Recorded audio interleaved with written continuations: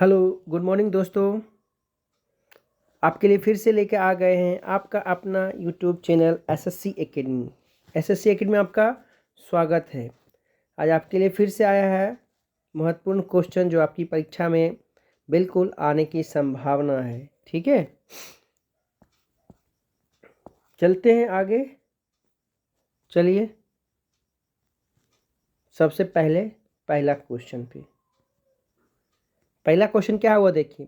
वह विज्ञान जो मृदाओं की उत्पत्ति लक्षणों वह विज्ञान जो मृदाओं की उत्पत्ति लक्षणों तथा उपयोगों की विवेचना करता है कहलाता है।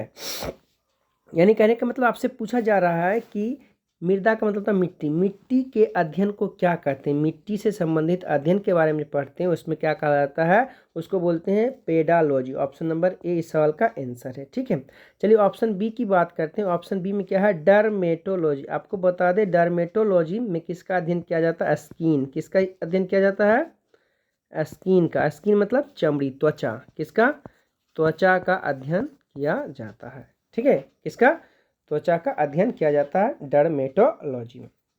बात समझ गए, चलते आगे। अगला क्वेश्चन देखिए। अगला क्वेश्चन नंबर 2 क्या है, दूध से दही बनाने वाले जीवाणु का नाम क्या है। तो दूध से दही बनाने वाले जीवाणु का जो नाम है वह क्या है, बैक्टीरियम लैक्टिसिस। क्या है, बैक्टीरियम लैक्टिस। ठीक है, बैक्टीरियम लैक्टिस दूध से दही बनाने वाले जीवाणु का नाम है।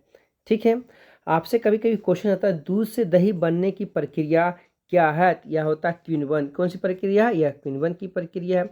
कभी कभी आपके सामने आएगा कि एक होता है भौतिक और एक होता है रासायनिक। ठीक है, भौतिक अभिक्रिया, एक होता है रासायनिक अभिक्रिया। ठीक है, तो यह जो दूध से दही बनना, यह कौन सा है, दूध से अभी दही बनना है रासायनिक। कैसा है, रासायनिक। दूध से दही बनना कैसा है, रासायनिक अभिक्रिया है। ठीक है, अब आपको कभी कभी कन्फ्यूजन होता होगा कि कौन से क्वेश्चन में हम रासायनिक मारे, कौन से क्वेश्चन में भौतिक मारे। तो आपको बता दें, जैसे देखिए हम जल से क्या बनाते हैं, जल से आप क्या बना सकते हैं, वाटर से आप बना सकते हैं बर्फ। वाटर से क्या बना सकते हैं, बर्फ।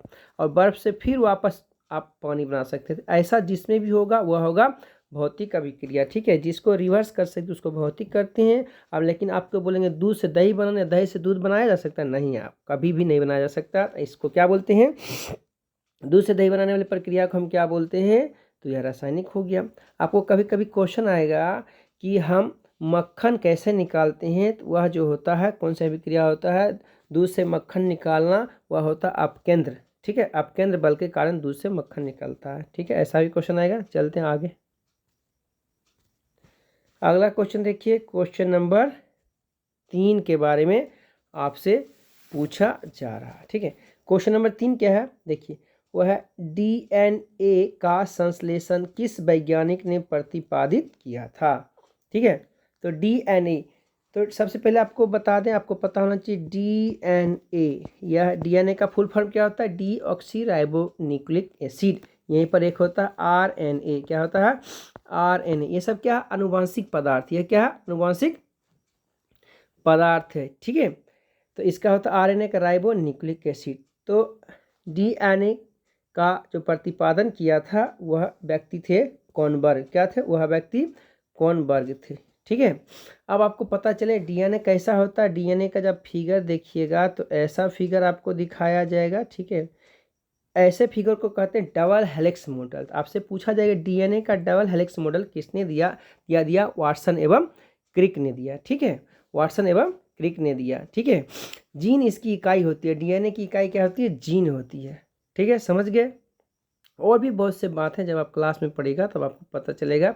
ठीक है, यदि आप चैनल पर पहली बार विजिट कर रहे हैं तो कृपया चैनल को सब्सक्राइब करें और वीडियो को लाइक करें, अपने दोस्तों में शेयर करें ताकि आपके दोस्त को भी इस वीडियो का लाभ मिल सके।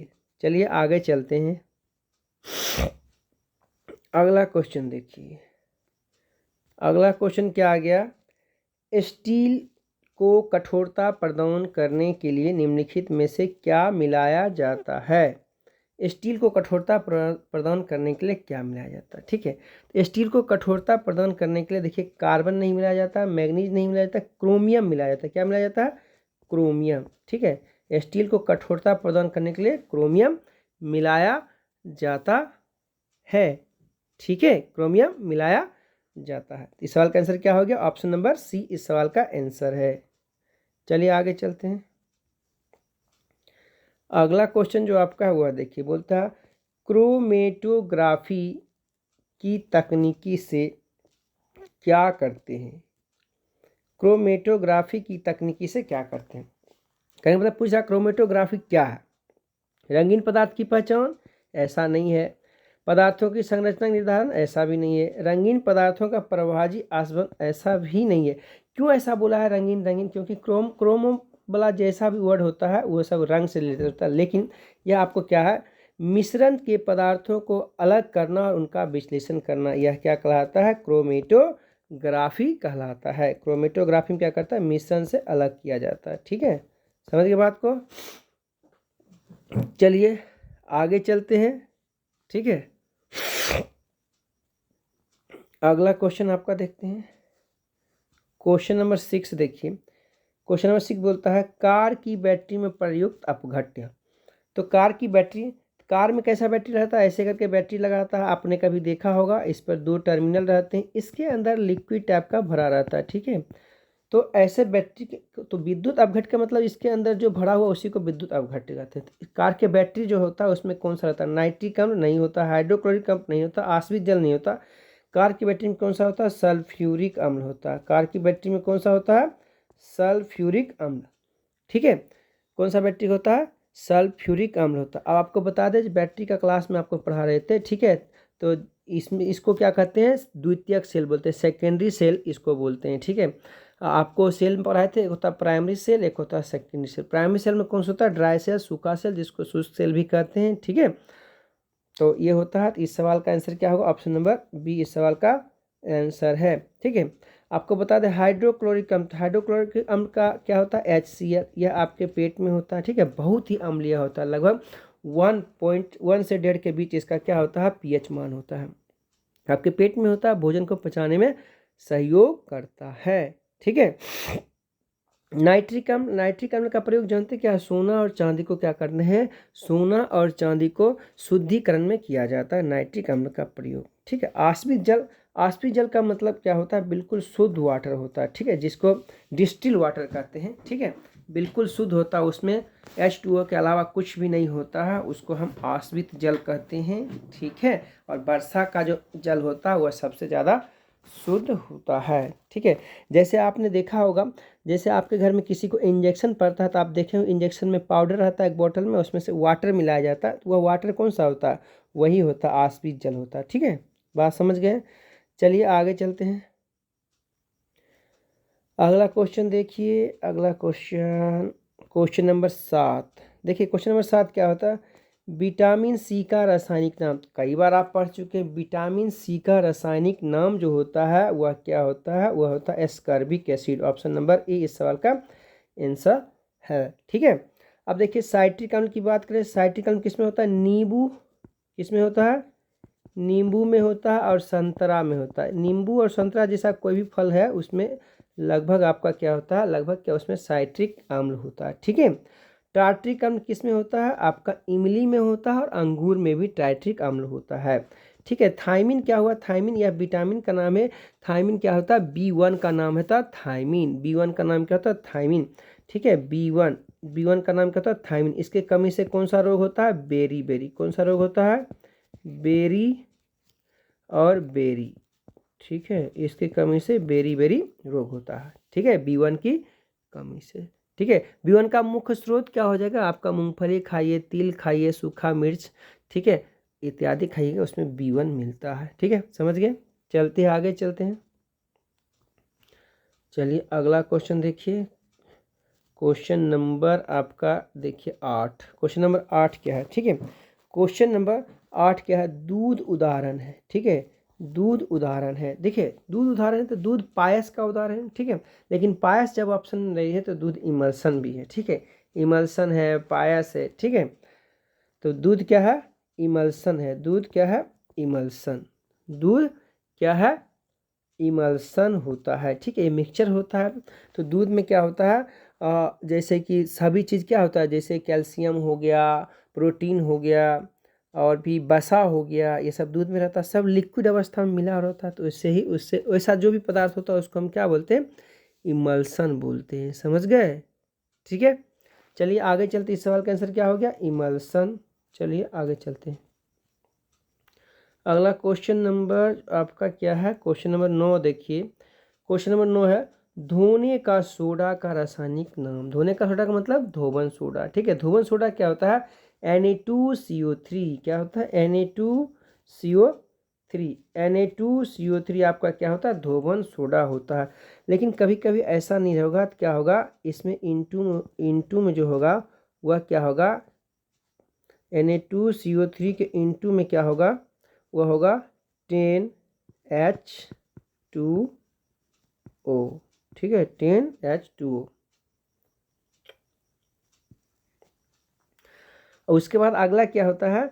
NaHCO3, इसको बोलते हैं सोडियम बाइकार्बोनेट। क्या बोलते हैं? सोडियम बाइकार्बोनेट, माने कि खाने वाला सोडा। इसको क्या बोलते हैं? खाने वाला सोडा हम लोग इसको बोलते हैं। ठीक है, खाने वाला सोडा। खाने वाला सोडा क्या होता है? Sodium bicarbonate. ठीक है, NaOH इसको कहते हैं सोडियम हाइड्रोक्साइड। CaOH का होल टू इसको क्या बोलते हैं? Calcium hydroxide. क्या बोलते हैं इसको? कैल्शियम हाइड्रोक्साइड इसको बोला जाता है। ठीक है, आशा करते हैं आप लोग समझ चुके होंगे। कहीं कोई दिक्कत, कोई परेशानी नहीं है समझने में। चलते हैं अगले क्वेश्चन पे। ठीक है,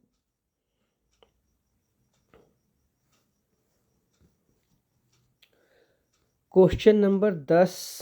क्वेश्चन नंबर 10 देखिए, बोल रहा है निकट दृष्टि दोष के संबंध में कौन सा कथन गलत है? तो गलत पूछने की बात करता है। सबसे पहले आपको समझना होगा निकट दृष्टि दोष में क्या होता है। देखिए, यह निकट दृष्टि दोष इतना अच्छा क्वेश्चन है, देखने में लगता है दोष। तो जो इसमें क्या होता है, जैसे आपको लगेगा कि कोई चीज़ खराब हो रहा है तो वो दोष होता है, लेकिन यहाँ थोड़ा सा उल्टा होता है। जैसे दृष्टि का मतलब होता है देखना। जब आप किसी चीज़ को देखते हैं तो निकट की चीज़ देखते हैं और दूर की चीज़ देखते हैं। तो इसमें क्या होता है, निकट की चीज़ जब दिखाई देता है तो उसी को निकट दृष्टि दोष कहते हैं। दूर का चीज़ दिखाई देता है तो उसको दूर दृष्टि, मतलब जो सही अच्छा है वही दोष यहाँ पे कहलाता है। ठीक है, निकट दृष्टि दोष में क्या होगा? निकट का दिखेगा नहीं, दूर का नहीं दिखेगा। ठीक है, तो इसमें से क्या बोल रहा है कि इनमें से नेत्र गोलक का कुछ बड़ा हो जाता है। देखिए, इसमें कंडीशन क्या होती है, बीमारी होता क्यों है? देखिए, आँख क्या होता है? लगभग आपका ऐसे गोला होता है। ठीक है, अब यहाँ से जब आपका क्या होता है, कोई वस्तु होता है तो यहाँ से ऐसे प्रकाश जाता है, यहाँ से प्रकाश जाता है, यहाँ पर आपका क्या होता है? लेंस होता है। ऐसे करके प्रकाश टकरा के रेटिना पर बनता है। अब वही अगर रेटिना से पहले बन जाएगा तो इमेज नहीं बन पाए। तो निकट दृष्टि दोष में ये गोला बड़ा हो जाता है और इमेज क्या बनता है? रेटिना से पहले बन जाता है, इसलिए आपको नहीं दिखता। तो ये तो सही बात है। इसमें नेत्र गोलक क्या होता है? कुछ बड़ा हो जाता है, जिससे वस्तु की प्रतिबिंब रेटिना पर न बनकर पहले ही बन जाता है। तो ये सही है, उसने गलत पूछा है। ठीक है, बोलता है इस दोष में दूर की वस्तु स्पष्ट दिखाई नहीं देती है। यही तो बात गलत हो गया। दूर की वस्तु नहीं दिखाई देती है, मतलब दूर की वस्तु, हाँ इसमें ये भी बात सही है, मतलब गलत पूछा है। यानी निकट दृष्टि जो निकट की दिखाई देगी, ठीक है, दूर की नहीं दिखाई, ये बात क्या होता है, इसने भी, ये भी बात सही है। इस दोष में उचित पावर का अवतल लेंस का चश्मा देकर दूर किया जा सकता है, ये भी बात सही है। ठीक है, उपयुक्त में से कोई नहीं। तो आपको क्या पता है, निकट दृष्टि दोष में निकट की वस्तु साफ दिखती है, दूर की नहीं दिखती है, नहीं। ठीक है, तो इसमें क्या हो गया, सभी सही है, लेकिन गलत पूछा है। इस सवाल का आंसर क्या होगा? उपयुक्त में से कोई गलत नहीं है, ऑप्शन नंबर डी इस सवाल का आंसर हो गया। ठीक है, यहीं पर दीर्घ दृष्टि दोष होता है, इसका सब बिल्कुल उल्टा होगा। तब दीर्घ दृष्टि दोष में क्या होता है, कौन सा लेंस लगाया जाता है? तो उत्तल लेंस लगाया जाता है। कैसा लेंस लगाया जाता है? उत्तल लेंस। ठीक है, उत्तल लेंस लगा के ठीक किया जाता है। ठीक है, चलते आगे चलते हैं। अगला क्वेश्चन देखिए। अगला क्वेश्चन जो आपका है वह देखिए। क्वेश्चन है, किसी परिपथ में प्रेरित धारा की दिशा सदैव इस प्रकार की होती है कि वह उस कारण का विरोध करती है जिसके कारण वह उत्पन्न होता है। कहने का मतलब यह स्टेटमेंट दिया होगा, बोलता है यह स्टेटमेंट कौन से नियम को पर काम करता है, यह स्टेटमेंट किसने दिया था। ठीक है, तो फैराडे ने दिया था, एम्पियर ने दिया था, कि लेंज ने दिया था, कि मैक्सवेल ने दिया था। यह जो बात बोला था कि प्रेरित धारा की दिशा जो होती है जिसका उसका क्या करता है, विरोध करता है, ऐसा बात कौन बोले थे, लेंज ने बोले थे। ऐसा बात कौन बोले थे, लेंज महोदय ने बोले थे। ठीक है, अगला इसमें देखिए फैराडे की बात है। फैराडे क्या किए थे, विद्युत चुंबकीय प्रेरण का खोज किए थे। ठीक है, ये भी बात सही लिखा हुआ। चलिए इस सवाल का आंसर क्या होगा, ऑप्शन नंबर सी। ठीक है, चलते हैं आगे। अगला क्वेश्चन देखिए, क्वेश्चन नंबर 12। क्वेश्चन नंबर 12 क्या है, यूरोपा और टाइटन क्रमशः किन ग्रहों के उपग्रह है। देखिए टाइटन किसका है, शनि का। तो शनि किस में है, इसमें। अब इसमें क्रमशः पूछा था, टाइटन बाद में तो शनि बाद में होने। तो देखिए शनि इसमें पहले है, इसमें पहले है। ठीक है, शनि सी में पहले है, शनि डी में पहले है, शनि पहला में शनि है ही नहीं, तो ये होगा नहीं, ये होगा नहीं, ये होगा नहीं। आंसर क्या हो गया, ऑप्शन नंबर बी इस सवाल का आंसर हो गया। यूरोपा किसका, बृहस्पति का। टाइटन किसका है, शनि का उपग्रह है। ठीक है, आपको एक बात बता दें। ठीक है, मंगल, देखिए मंगल देख रहे हैं तो आपको बता दें मंगल को क्या कहते हैं। मंगल को जो आप कहते हैं वह कहते हैं लाल ग्रह। क्या कहते हैं, लाल ग्रह मंगल को कहा जाता है। ठीक है, और उसके बाद मंगल पे क्या है, सबसे बड़ा ज्वालामुखी है जिसका नाम है ओलिपस मेसी। क्या है, ओलिपस मेसी क्या है, ज्वालामुखी है। ठीक है, तथा एक ऊंचा क्या है, पर्वत है। ठीक है, ऊंचा पर्वत है जिसका नाम है निक्स ओलंपिया। निक्स ओलंपिया आपसे पूछा जाए निक्स ओलंपिया कहाँ है, तो वह कहाँ है, मंगल पर है। यह अपना पृथ्वी पर जो एवरेस्ट है उससे लगभग 3 गुना अधिक ऊंचा है। ठीक है, समझ गए बात को। तो चलते हैं अगले क्वेश्चन पे। अगला क्वेश्चन नंबर देखिए 13 नंबर क्या है। क्वेश्चन नंबर 13 क्या है, हीलियम की खोज किसने की थी। ठीक है, हीलियम की खोज किसने की थी। ठीक है, किसी क्वेश्चन में आपको आया था हाइड्रोजन की खोज, ऑक्सीजन की खोज, तो हीलियम की खोज यहाँ पर किसने किया था, हीलियम की खोज किया था लोकियर। हीलियम का खोज किसने किया था, लोकियर। ऑप्शन नंबर बी इस सवाल का आंसर है। आपको पता है, याद कीजिए, आप कमेंट में बताएं हाइड्रोजन का खोज किसने किया, आपको पिछले वीडियो में भी दिया गया। ऑक्सीजन का खोज किसने किया, तो इसका नाम है सील एवं प्रिस्टले, यह भी आपको बताया गया था। सिलिकॉन का खोज किसने किया था, बर्जीलियस। सिलिकॉन का खोज किसने किया था, बर्जीलियस ने किया था। तो आपका 13 नंबर सवाल का आंसर क्या हो गया, ऑप्शन नंबर बी हो गया। ठीक है, चलते आगे। अगला क्वेश्चन जो है वह क्या है, 14 नंबर। क्वेश्चन नंबर 14, निम्नलिखित में से रेड लेड क्या है। निम्नलिखित में से रेड लेड क्या है, तो रेड लेड क्या है, तो Pb3O4। Pb3O4 को हम क्या कहते हैं, रेड लेड कहा जाता है। Pb3O4 को क्या कहते हैं, रेड लेड कहा जाता है। और क्या करता है, इसका प्रयोग फ्लिंट कांच बनाने में किया जाता है। फ्लिंट कांच बनाने में इसका उपयोग किया जाता है, रेड लेड का उपयोग। इस सवाल का आंसर क्या हो गया, रेड लेड Pb3O4 इस सवाल का आंसर है। ठीक है, बात समझ गए हैं, चलते हैं आगे। अगला क्वेश्चन देखिए, क्वेश्चन नंबर 15। क्वेश्चन नंबर बोलता है पिंच ब्लेड। पिंच ब्लेड अयस्क है। पिंच ब्लेड किसका अयस्क है, तो देखिए अगर आपको ऑप्शन में यूरेनियम होता तो वह भी इसका आंसर है।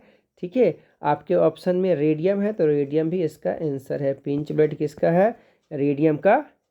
ठीक है, रेडियम का अयस्क है। ठीक है, आपको पता है एल्युमिनियम का क्या होता है, बॉक्साइड होता है। ठीक है, लोहा का क्या होता है, हेमेटाइट सिडेराइट होता है। ठीक है, तो ये सब किसका, लोहा का अयस्क है। पिंच ब्लेड किसका, रेडियम का अयस्क है। ठीक है, चलते हैं अगले क्वेश्चन पे। अगला क्वेश्चन देखते हैं।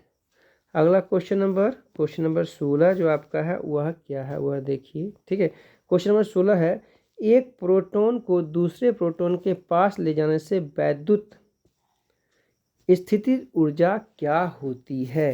ठीक है, क्या है, एक प्रोटॉन को दूसरे प्रोटॉन से ले जाने पे वैद्युत स्थिति ऊर्जा क्या होती है, तो वह क्या होता है, बढ़ता है। वैद्युत स्थिति ऊर्जा क्या होता है, बढ़ती। आपको बता दें प्रोटॉन का खोज, इलेक्ट्रॉन प्रोटॉन खोज, इसका खोज किसने किया था, तो याद करने का तरीका है TH, द, GOP, गोप, CHAN। ठीक है, तो द TH से होता है थॉमसन, E से होता है इलेक्ट्रॉन, और GO से गोल्डस्टीन होता है, P से होता है प्रोटॉन, CH से चैडविक, N से होता है न्यूट्रॉन। यानी कि थॉमसन ने किया इलेक्ट्रॉन का, गोल्डस्टीन ने किया प्रोटॉन का, चैडविक ने किया न्यूट्रॉन का। इलेक्ट्रॉन पर कितना चार्ज होता है, वह होता है -1.6 गुना 10⁻⁻19 कूलम। यह कितना होता है इलेक्ट्रॉन पर। प्रोटॉन पर बोलेगा तो प्रोटॉन पर सिर्फ क्या मेरा हो जाएगा, सिर्फ होगा प्लस का साइन और इतना ही होगा। ठीक है, प्रोटॉन पर इतना ही चार्ज होता है। प्रोटॉन का द्रव्यमान कितना होता है, यह होता है 1.6 गुना 10⁻⁻27 kg। कितना होता है, -27 kg। 1.6 10⁻⁻27 kg किसका होता है, प्रोटॉन का द्रव्यमान होता है। प्रोटॉन किस में होता है, नाभिक में अवस्थित होता है, जबकि इलेक्ट्रॉन किस में होता है, इलेक्ट्रॉन किस में होता है, कक्षा में चक्कर लगाते रहते हैं। ठीक है, चलिए आगे चलते हैं, अगला क्वेश्चन पे चलते हैं। अगला क्वेश्चन जो आपका है वह क्वेश्चन नंबर 17। देखिए क्वेश्चन नंबर 17 बोलता है CB रमन को किसके विशिष्ट अध्ययन के लिए नोबेल पुरस्कार मिला था। CB रमन को किसके अध्ययन के लिए नोबेल पुरस्कार मिला था। ठीक है, तो CB रमन को प्रकाश का परिकीर्णन के लिए नोबेल पुरस्कार मिला था। ठीक है, प्रकाश का परिकीर्णन क्या होता है, जब प्रकाश की किरण किसी माध्यम में गुजरती है तो माध्यम में धूल कण होता है, तो धूल कण से टकरा के क्या होता है, छितरा जाता है। इसी प्रक्रिया को प्रकाश का परिकीर्णन कहते हैं। ठीक है, प्रकाश का परिकीर्णन कहते हैं। इसके बारे में कौन पता लगाया, CB रमन ने पता लगाया था। ठीक है, तो जब हम देखते हैं कि बैगनी रंग का प्रकाश का परिकीर्णन सबसे ज़्यादा हो जाता है, बैगनी क्या होता है, सबसे ज़्यादा होता है, जबकि लाल रंग का परिकीर्णन सबसे कम होता है। ठीक है, लाल रंग का परिकीर्णन सबसे कम होता है। चलिए आगे चलते हैं, क्वेश्चन नंबर 18 देखिए। क्वेश्चन नंबर 18 देखिए, सिंदूर, सिंदूर।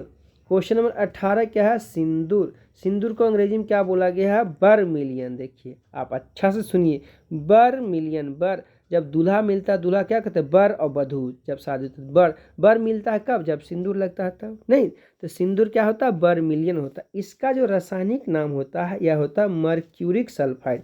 इसका रासायनिक क्या नाम होता है, मर्क्यूरिक सल्फाइड। ठीक है, इसका रासायनिक नाम क्या होता है, मर्क्यूरिक सल्फाइड। ठीक है, मर्क्यूरिक सल्फाइड होता है। मरकरी का प्रयोग किया जाता है इसको बनाने के लिए, Hg क्या होता है, मरकरी, इसका प्रयोग इसको बनाने के लिए किया जाता है। ठीक है, देखिए अब क्या लिखा हो, कैल्शियम कार्बोनेट। आपको पता है क्या है कैल्शियम कार्बोनेट, CaCO3, यह क्या होता है, कैल्शियम कार्बोनेट होता है। ठीक है, CaCO3 कैल्शियम कार्बोनेट है। यही आपका क्या होता है, संगमरमर का भी सूत्र होता है। ठीक है, यही क्या होता है, संगमरमर का सूत्र क्या होता है, CaCO3। तो समझ गए हैं, कोई दिक्कत समझने में। यदि आपको किसी प्रकार की परेशानी लगे तो आप कमेंट में बोल सकते हैं, कमेंट में आपको जवाब दिया जाएगा। ठीक है, तो आपसे रिक्वेस्ट है, कृपया चैनल को क्या करें, लाइक करें, सब्सक्राइब करें, अपने दोस्तों में शेयर करें। ठीक है, आपका एक लाइक क्या करता है, हमें मोटिवेट करता है, हम आपके लिए और भी अच्छे काम करने के लिए तत्पर हैं। Okay, thank you. चलिए अगला क्वेश्चन देखते हैं।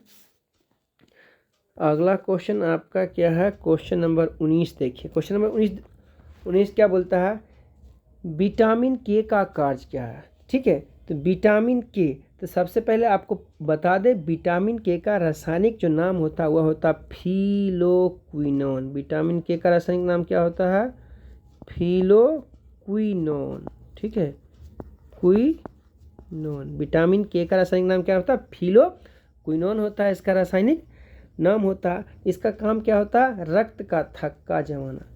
यानी क्वेश्चन आया रक्त का थक्का जमाने में कौन सा विटामिन, तो आपका क्या जवाब होगा, रक्त का थक्का जमाने में कौन सा विटामिन काम करता है, विटामिन के काम करता है रक्त का थक्का जमाने। ठीक है, उसके बाद अगर आपसे पूछा जाए कि विटामिन के का सोर्स क्या होगा, विटामिन के का सोर्स होता है टमाटर। क्या होता है, टमाटर होता है। उसके बाद हरी पत्तीदार सब्जियां होती विटामिन के का। ठीक है, अगर आपसे कभी कभी पूछा जाता है कि बताइए विटामिन ई की कमी से क्या हो, विटामिन ई की कमी से क्या होता है, आपका नपुंसकता होता है। ठीक है, आपको सुंदर बनना तो आप विटामिन ई खाइए। ठीक है, विटामिन ई का सोर्स क्या होता है, अंकुरित अनाज। ठीक है। और गेहूं का जो अंकुरन होता है उसमें सबसे अधिक विटामिन ई पाया जाता है, ठीक है।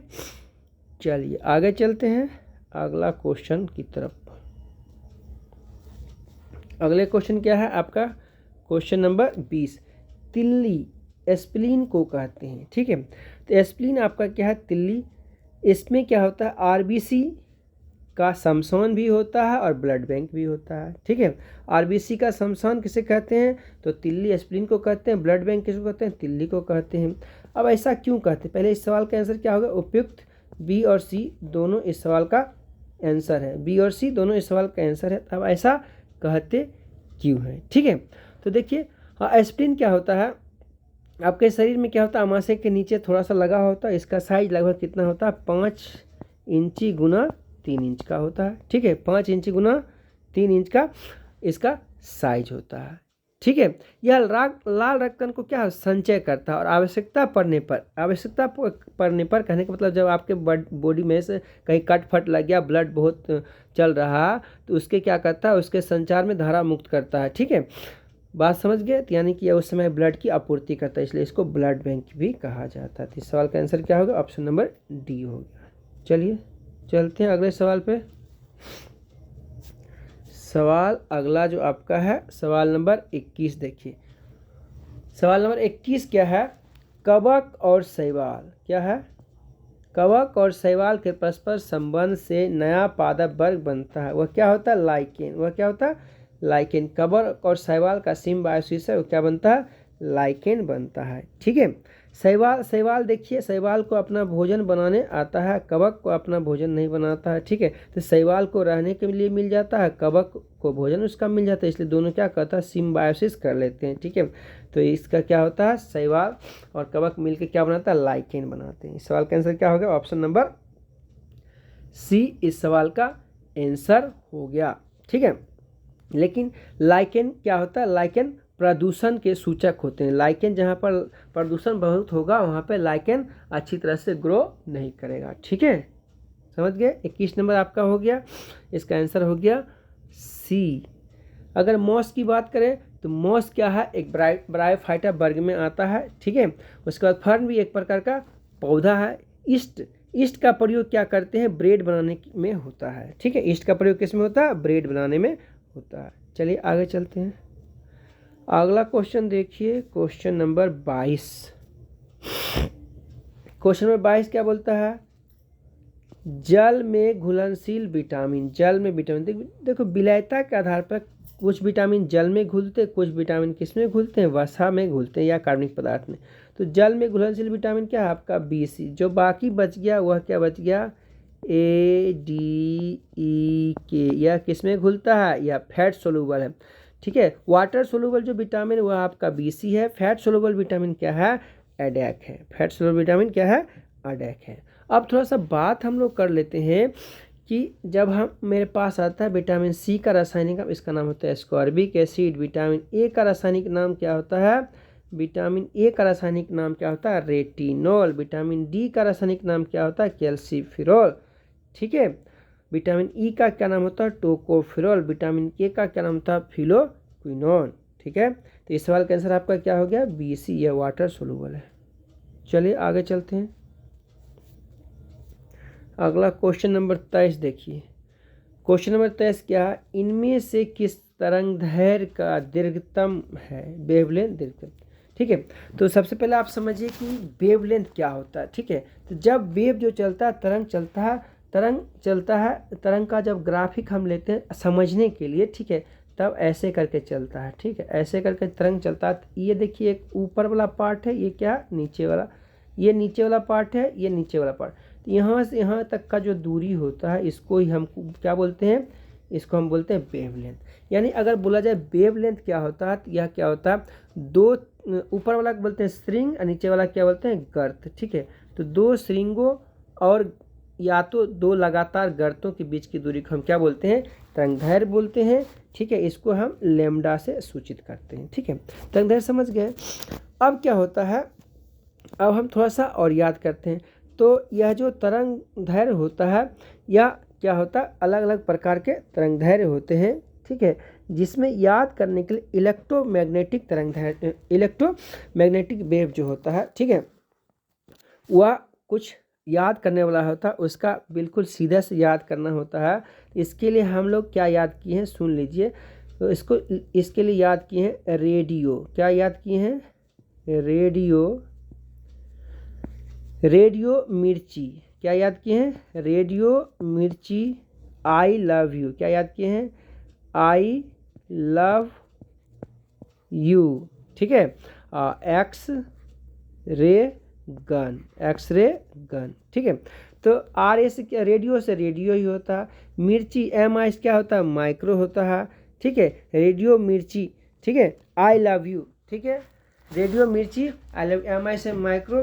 ठीक है, आई से इंफ्रारेड होता है, इंफ्रारेड का मतलब अवरक्त होता है। I love you. ठीक है, लव भी से होता है विजिबल, यू से होता है अल्ट्रा वायलेट। ठीक है, यू से होता है अल्ट्रा वायलेट। उसके बाद एक्सरे होता है गामा से गामा।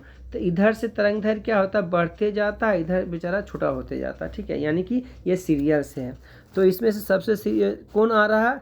ठीक है, यह आपका आ रहा अवरक्त किरण। ठीक है, यह क्या आ रहा? अवरक्त किरण। ठीक है, अवरक्त किरण का तरंग दैर्घ्य क्या होता है? इनमें से सबसे अधिक है। अवरक्त किरण का तरंग दैर्घ्य सबसे अधिक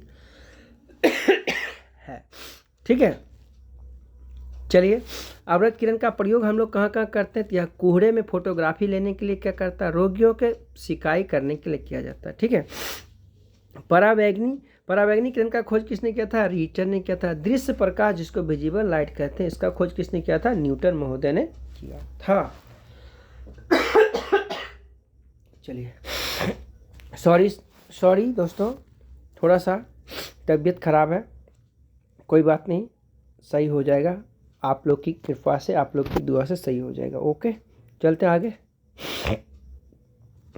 अगला जो क्वेश्चन है वह देखते हैं। क्वेश्चन नंबर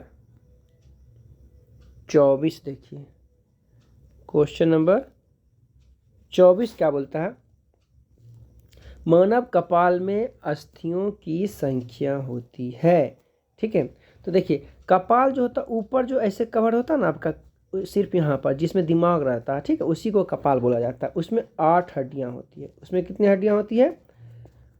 उसमें 8 हड्डियाँ होती है। ठीक है, लेकिन जो आपका पूरा चेहरा होता है, पूरा चेहरा, इस पूरे चेहरे की बात करें तो इसमें कितनी होती है? 29 हड्डी होती है। कितनी होती है?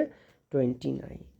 ठीक है, तो आपका ये चेहरा होता है पूरा इसको पूरा क्या बोलते हैं? क्रेनियम बोलते हैं। ठीक है, तब पूरा इसमें 29, इस पूरे को खोपड़ी बोलते हैं। इस पूरे क्या बोलते हैं? खोपड़ी। पूरे खोपड़ी में 29 हड्डी होते हैं, लेकिन ऊपर जो कपाल होता है जिसमें दिमाग होता है उसमें 8 हड्डी होती है। तो पूरे खोपड़ी में ऊपर हो गया 8। ठीक है, ऊपर कितना हो गया? 8। और ये जो आपका चेहरा होता है, इस चेहरा में क्या होता है? इस चेहरा में आपका जो होता है वह होता है 14 हड्डियाँ। आपके जो कान होते हैं इसमें कितने होते हैं? इसमें कान जो होते हैं इसमें होते हैं 3 इधर 3 इधर, 6 हड्डियाँ। तो 14 6 20 8 28। और एक आपका यहाँ पर जो होता है, ठीक है, यह होता है हायोड बोन, जहाँ फांसी जो लगता है लोग को, फांसी घड़ी हड्डी जो टूटता है। ठीक है, पूरा एकदम ये जो निचला वाला जबड़ा है उसके नीचे जो हड्डी होता है हायोड बोन, यू शेप का आकार होता है। सब मिला के 29 हड्डियाँ हो गया है। ठीक है, 29 हड्डियाँ हो गई है। चलिए, समझ में आ गया है। चलिए आगे चलते हैं। अगला क्वेश्चन देखिए। क्वेश्चन नंबर देखिए 25। क्वेश्चन बोलता है जल स्रोत। क्वेश्चन नंबर 25 आपका क्या है? जल स्रोत प्रदूषण निम्न कारण से होता है। जल स्रोत यानी कोई भी जल है, तो जल स्रोत का प्रदूषण किससे होता है? देखिए, जलकुंभी तो एक पौधा होता है, जल में स्थित तैरने वाला पौधा से नहीं। जल में कोई पौधा रहेगा तो उससे जल क्या होगा? प्रदूषित थोड़ी ना हो जाएगा। ठीक है, उससे जल प्रदूषित नहीं होता है। जल मैग्नीज से, इससे भी नहीं होता। पेस्टिसाइड से होता है। किससे होता है? पेस्टिसाइड से होता है। पेस्टिसाइड का मतलब होता है जल में अगर कोई जीवाणु विषाणु तो उसमें हम मारते हैं तो उसके कारण क्या होता है? जल भी क्या होता है? प्रदूषित हो जाता है। ठीक है, तो इस सवाल का आंसर क्या होगा? पेस्टिसाइड। ऑप्शन नंबर ए इस सवाल का आंसर है। ठीक है, चलिए, तो आपका क्या हुआ? यह 25 क्वेश्चन कंप्लीट हुआ। तो thank you for watching. Bye bye, have a nice day. आप लोगों से रिक्वेस्ट है, कृपया चैनल को लाइक करें, सब्सक्राइब करें। यह जो देखिए यह क्या है, आपका जो ये बटन है लाइक एंड सब्सक्राइब, कृपया इसे ज़रूर ध्यान से देखिए। थोड़ा सा आप लोग सपोर्ट कीजिए, तब मैं और भी अच्छा आपके लिए कर पाऊँगा, बहुत अच्छा कर पाऊँगा। ठीक है, चलिए, थैंक यू, बाय बाय।